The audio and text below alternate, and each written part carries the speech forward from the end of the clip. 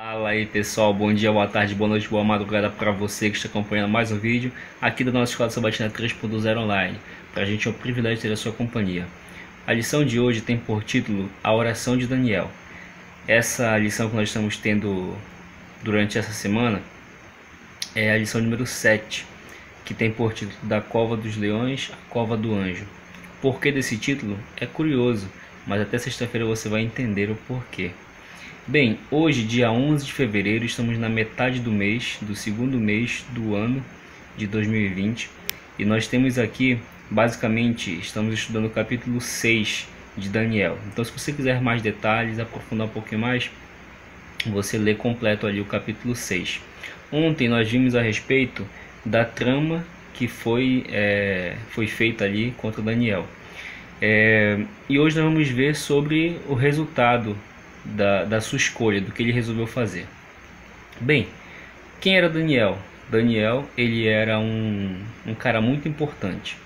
Para você ter a ideia, aconteceu o seguinte: no reino, Dario resolveu dividir os reinos em governadores, que davam um total de 120. Esse nome dos governadores que eles tinham era sátrapas.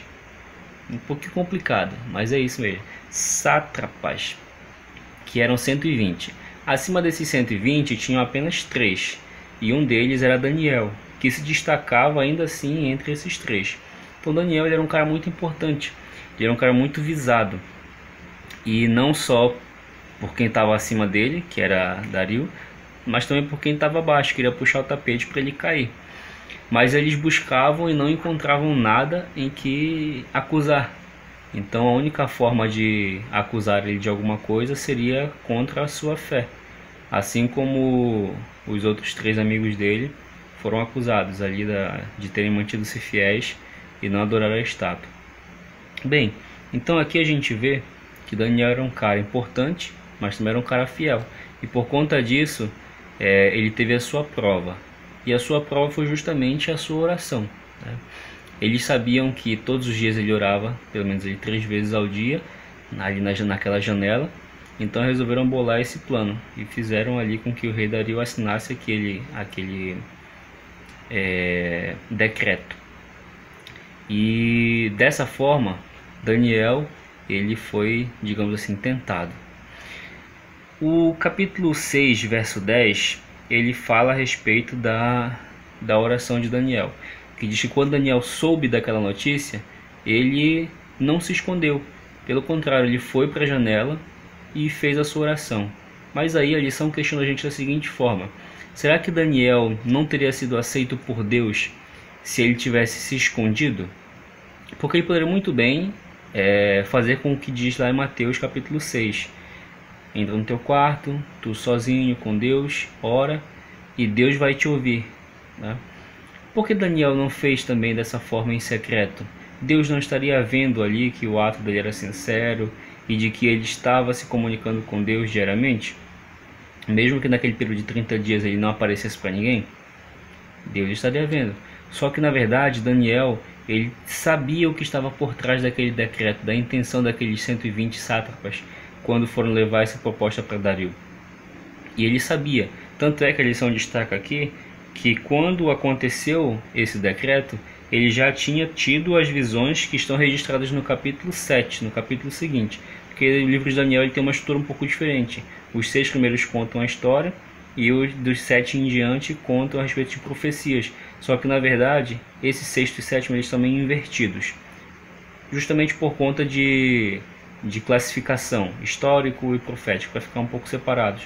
Mas o capítulo 7 aconteceu antes do capítulo 6, de ordem cronológica. Se você quiser mais detalhes, você vai aqui na playlist e vê o vídeo do dia 30 de dezembro da Gisele, que ela explica um pouco a respeito dessa parte de como está organizado o livro de Daniel, beleza? Dia 30 de dezembro.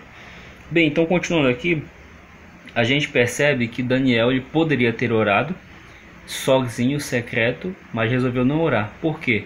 Porque se ele fizesse isso, as pessoas que tinham tramado contra ele iriam cantar vitória, iriam dizer: nós conseguimos fazer com que ele abandonasse o seu Deus. Então, como sinal de demonstrar para as outras pessoas de que mesmo correndo risco de morte, ele era fiel ao Deus dele, ele resolveu não orar, porque ele sabia o que estava por trás daquele plano. Para Dario, era somente uma forma ali de unir mais o seu povo, só que ele não tinha percebido as segundas intenções. Mas Daniel sabia que Deus havia avisado ele.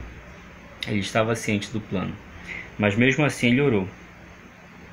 Então, dessa forma a gente pode perceber que tem alguns momentos em que a gente precisa desobedecer a algumas ordens, mas a gente tem que estar muito bem ciente dessas ordens que serão desobedecidas. Nós temos muito bem que saber distinguir se aquilo que nós iremos fazer é correto, é da vontade de Deus ou não é da vontade de Deus. Mas como Daniel sabia disso, pela comunhão que ele tinha com Deus, pelo trato, pela amizade que ele tinha com Deus, dessa forma ele soube distinguir aquilo que era certo e aquilo que era errado, o que ele deveria fazer e o que ele não deveria fazer. E a gente vai continuar vendo a história, o resto das lições que nós temos ainda nesse capítulo 6. Pessoal, foi um prazer. Se você gostou, dá um like, compartilha e nos vemos amanhã em mais um vídeo. Um abraço. Tchau, tchau.